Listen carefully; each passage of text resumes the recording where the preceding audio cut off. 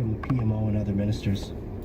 Well, she really talked about what happened over 4 months between September and December 2019, and she really explained what she called an inappropriate effort on the part of many different government officials. And she mentioned not only the Prime Minister, the clerk of the Privy Council, close advisors to the Prime Minister, but also the Finance Minister, Bill Morneau, who's the second most powerful person in the cabinet after the Prime Minister.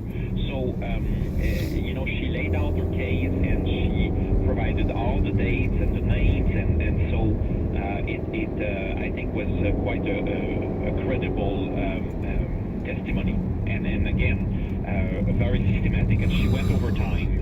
It took her more than 30 minutes to actually tell this story, and that's only 4 months. And she also mentioned that she could not tell the story of what happened since the cabinet shuffle in mid-January, but she was only allowed to, or she can only talk about what happened in the fall. But she put forward a very strong case. Her personal take, of course, is that there was pressure, interference, and it was, as she mentioned in the excerpt we played, inappropriate. Mm-hmm.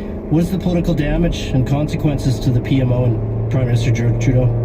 Well, I think it's bad because again it was so detailed, and so many different people are implicated. You cannot blame one bad apple here, because a lot of names were mentioned, and of course other witnesses will come forward, and we'll see if it's corroborated or not. There's, for example, the chief of staff, the former chief of staff of Jody Wilson-Raybould, Jessica Prince, who will have things to say about this, but she was mentioned many times in Jody Wilson-Raybould testimony today.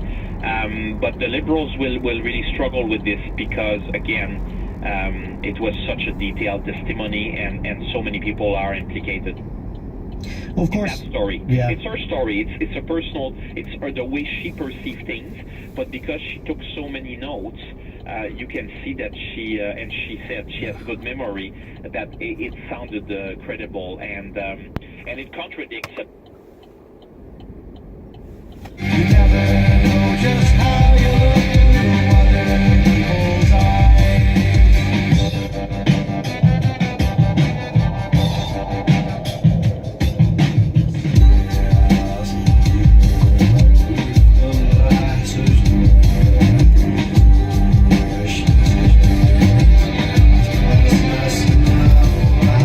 Another Mikey took a knife while arguing in traffic.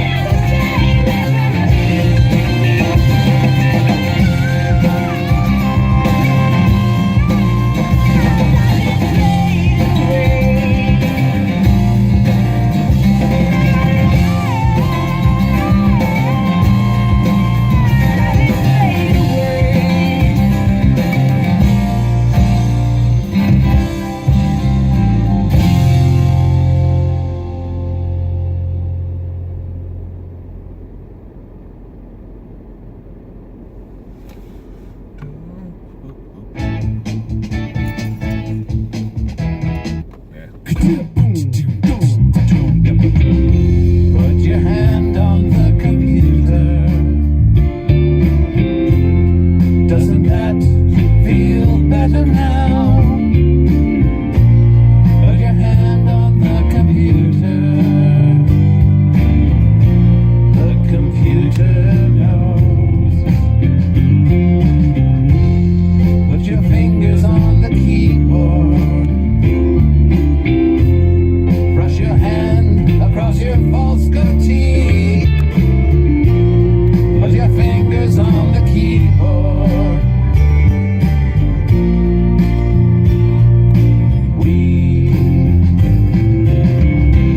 This is the podcast you're listening to. This is the one you chose.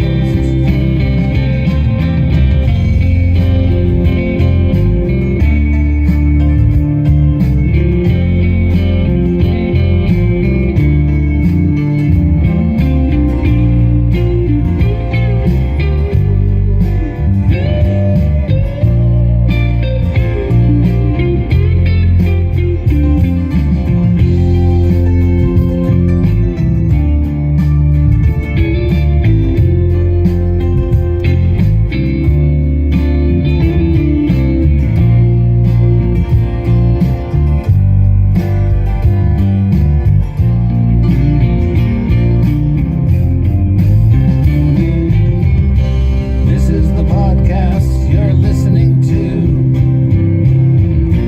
This is the one you chose.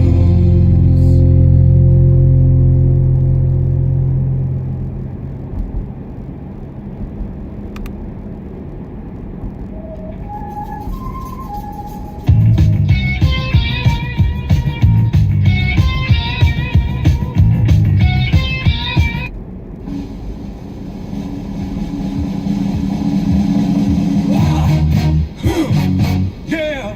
What is it good for? Absolutely nothing.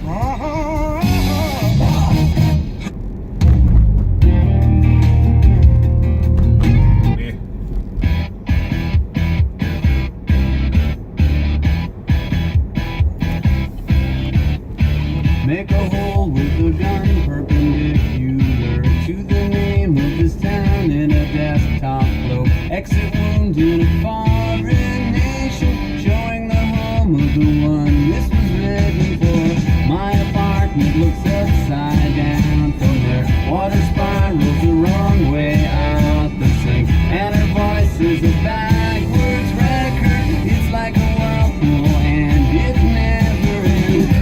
And I getting old and I still haven't walked in the glow of each other's majestic presence. Listen and hear my words, they're the ones you would think I would say if there was a me for you.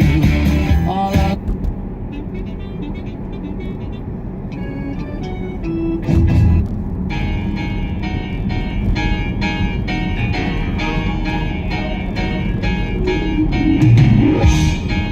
You're as cold as ice. The song is called Other Show.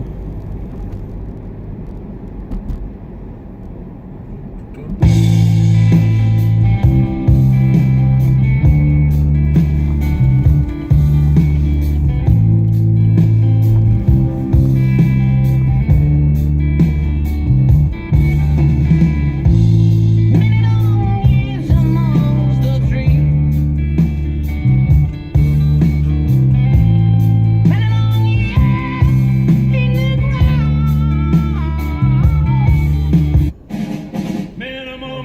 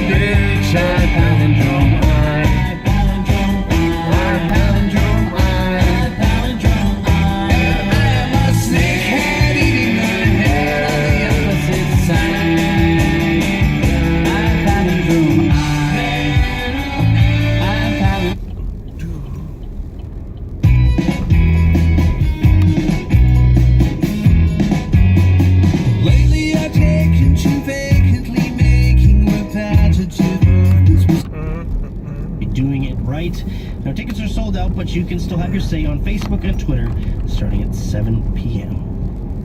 We're at just about 26 minutes after 5 o'clock. Let's head over to the CBC Business Desk, where Kyle Bax is standing by today. Hey, Kyle. Hi, Peter. So Air Canada is suspending some international routes. What's happening? Yeah, the airline halting flights to India today amid tensions with neighboring Pakistan. One of Air Canada's flights from Toronto was actually en route to New Delhi. It had already crossed the Atlantic Ocean and was over Europe when it had to turn back to Toronto.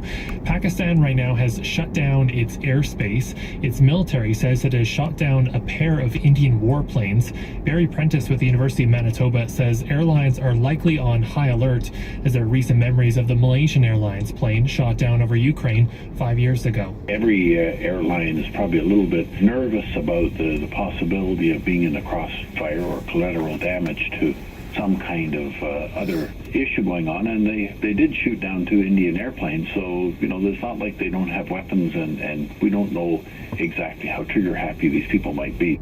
Air Canada has direct flights to India from Toronto and Vancouver. That service is suspended for now. For people needing to still get to India, it's going to be tough. Only a few international airlines are still flying to India, so if somehow, people from Canada are able to make that long journey, there's likely going to be several stops involved. Yeah. Well, Kyle, I'll tell you what, earlier today on our call-in show, we were talking about oil and gas, and it looks like Canadians are paying less at the pump, of course, and that's keeping prices for many products down. What's going on? Yeah, since last summer, gasoline prices are down about 30% across the country. As a result, over the last year, inflation has been kept in check. Economists say prices for all things we buy rose by about 1.5% over that period. Doug Porters with Bank of Montreal, he says it's another reason for the Bank of Canada to maintain the status quo on interest rates. This just basically pounds home the point that there's really no rush whatsoever to raise interest rates further, and I think it'll just keep some policy on hold for that much longer. In the last few weeks, gas prices have started to creep up a little bit, so it's something we're going to have to keep an eye on. Yeah. Well, something I heard just before the show, actually, that I was really looking forward to asking you about is Canada's oldest company could actually get kicked off the Toronto Stock Exchange. Why is that? Yeah, this is Hudson's Bay. It may get the boot because of its sagging stock price. Every 3 months, the TSX looks at which companies are growing and should be added to the stock exchange, while also seeing which companies are struggling. Like many retailers, HBC has been under pressure. Last week, it announced it's closing all of its Home Outfitters stores. Barry Schwartz is the Chief Investment Officer with Baskin Wealth Management. He says heavy debt, low sales, and high turnover with executives are all adding to HBC's woes. I think the writing's on the wall. This is a zombie company. The only reason it's standing is the real estate is worth more than the share price itself. And so if they can find a way to reposition and rework the real estate, that's the only reason for anybody to buy the stock here. So that's his opinion on investing in the company. It's not to say HBC doesn't have a future. If Hudson's Bay gets dropped by the S&P TSX Composite Index, it's really a sign of the times, especially because experts say, it could be replaced by a cannabis company. Several pot firms are growing in value and are likely set to join the TSX, which already features quite a few cannabis companies. Well, it shows how much I knew. I didn't even know that they were closing down Home Outfitters, and I was just told that the one in Regina closed a long time ago, so there you go. I guess that's why they're not doing so well. Kyle, how are the markets looking? The TSX up 6 points to 16,074. The Dow dropped 80 points to 25,977. The Loonie up 1/10 cent to 76 cents US, and oil up $1.45 to 56.95 per barrel. Thanks very much. My pleasure. That's Kyle Bax at the CBC Business Desk. Well, right now in Regina, it's mainly sunny, -10, feeling more like -19. In Saskatoon, mainly sunny and -6, wind chill -12. It's exactly 5:30. Here's Tori Gillis with the CBC News. Thank you, Peter, and good afternoon. Support has been pouring in for Carry the Kettle Nakota Nation after its water treatment plant burned down. The community has been under a state of emergency because people cannot drink or use the water from the taps in some 200 homes on the reserve. People are helping out, including from nearby communities and RMs and businesses. Carry the Kettle Chief Brady Owatch says he's been overwhelmed and humbled by their support. We're very honored and very humbled by the amount of support that we got, and we are still accepting any kind of donations that anyone has when it comes to water, potable water. So that's welcome. And again, we're very honored and very thankful for all the support that we do have. OWatch says the community is working with the Department of Indigenous Services and the Red Cross to find a permanent solution to the water issue. He says he'll have a better idea next week about how long that state of emergency could be in place. A 17-year-old boy is headed to court after RCMP say they found an explosive device in his home in Swift Current. He was previously convicted for possession of a pipe bomb and on probation. Police arrived to check on him Tuesday morning, but he wasn't there. They say he found the improvised explosive and crystal meth in his home. An RCMP unit destroyed the explosive, and when the teenager arrived home, he took off on foot. With the help of police dogs, Mounties say they were able to track the teen. He's now facing multiple charges, including for possession of an explosive. 3 health unions in the province have reached a tentative agreement with the Saskatchewan Association of Health Organizations, or SAHO. CUPE, SEIU West, and SGEU represent more than 26,000 people who support healthcare. That includes housekeepers, LPNs, X-ray technicians, and continuing care aides. The 5-year agreement is expected to be effective until 2022, but all parties say details of the agreement won't be released until the ratification process is over. The unions thanked their members for their incredible solidarity during what they called a turbulent process. The Saskatchewan government announced today the Provincial Archives is consolidating and moving into the CBC Regina building. That includes the archive offices in Regina and 4 other locations. Some 40 staff are involved. Provincial archivist Linda McIntyre says hundreds of thousands of items will be making the move. We are going to be packing up. We have to inventory every box before then, and then pack everything up. It goes out on pallets, it comes back on pallets and on the shelves in the same order in which it was removed from the shelves. Following renovations, the archives will reopen to the public in August. CBC workers will stay, but the corporation is transferring ownership of the building to the province. The Treasury Board still has to sign off on the deal. At 5:33, it's -6 degrees in Saskatoon, -10 in Regina. This is CBC News. Rakan Al-Gaiber fled his home country of Syria in 2014. It was ravaged by war, and he lost many relatives and friends. He arrived to Saskatchewan 3 years later, and now he's studying for a master's degree in education at the University of Regina. He says the biggest challenge in his studies has been the language barrier, but the academic community has made him feel supported, and he plans to stay in the city long after his studies are complete. I can't imagine myself away. This is everybody would like to be at. So I'm pleased just to stay here and it's just to have my normal life. Tomorrow, CBC Saskatchewan is hosting a town hall discussion on immigration. A panel of experts will participate, and you can also take part. We're live streaming that event on YouTube and Facebook. Join us on Twitter. Use the hashtag CBCAsks. Saskatchewan's high-tech sector is in the midst of a hiring boom. That's according to SaskTech President Aaron Genet. SaskTech advocates on behalf of technology companies in Saskatchewan. Genet expects the province's tech companies to create more than 400 new jobs this year. The problem, though, will be finding enough qualified people to fill those jobs. Genet says immigration and expanding post-secondary tech programs are 2 solutions. So if we can supply can be seen as improvements. Nearing perfection, but wisely electing.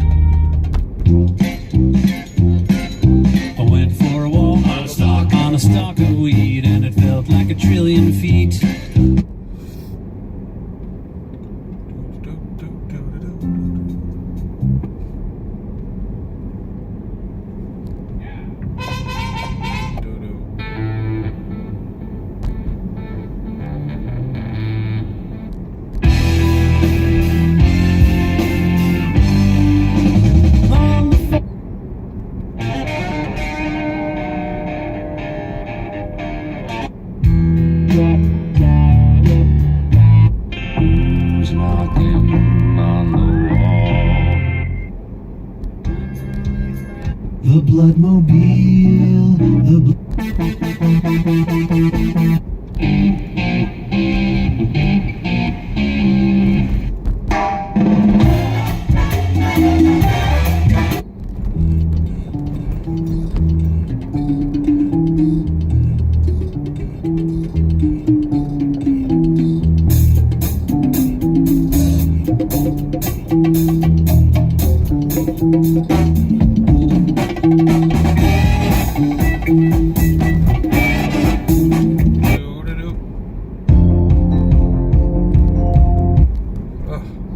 Change this card.